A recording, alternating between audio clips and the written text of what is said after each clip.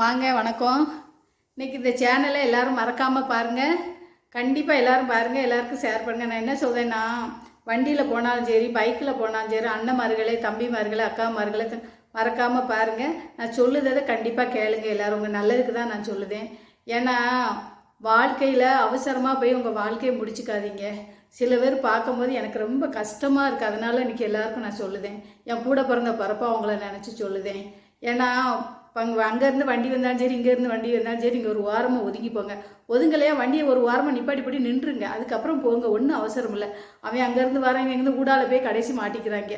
ஏன்னா என் கண்காங்க பார்த்த ஆக்சிடென்ட் எல்லாம் ஒவ்வொரு பக்கம் பார்க்கும்போது எனக்கே அப்படி கண்ணை கெட்டுது.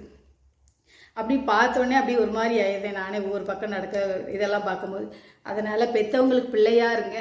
நீங்கள் 100 வயசுக்கு வாழணும். அப்பா அம்மா எவ்வளோ கஷ்டப்பட்டு உங்களை வளர்த்து ஆளாக்கி படிக்க வச்சு எல்லா பவுசும் பார்க்கணுன்னு நினைப்பாங்க.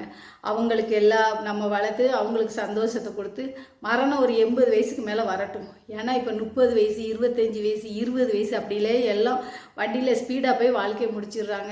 அதனால் நான் என்ன சொல்கிறேன், நீங்கள் மெதுவாக போங்க, மெதுவாக வாங்க. ஒன்றும் அவசரம் இல்லை. எதுக்கு அவ்வளோ ஸ்பீடாக போகிறீங்க? அவங்க போனால் போயிட்டு போகிறாங்க.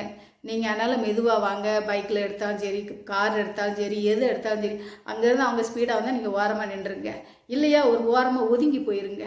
இன்றைக்கி இதை மறக்காமல் பாருங்கள். எல்லா மக்களும் நல்லா இருக்கணும், என் பிள்ளைங்களும் நல்லா இருக்கணும். அதனால் இதை சொல்ல நீங்கள் மறக்காமல் பார்த்து எல்லாருக்கும் இதை பகிர்ந்துக்கோங்க. கண்டிப்பாக எல்லோரும் மறக்காமல் இதை பாருங்கள் இன்றைக்கி.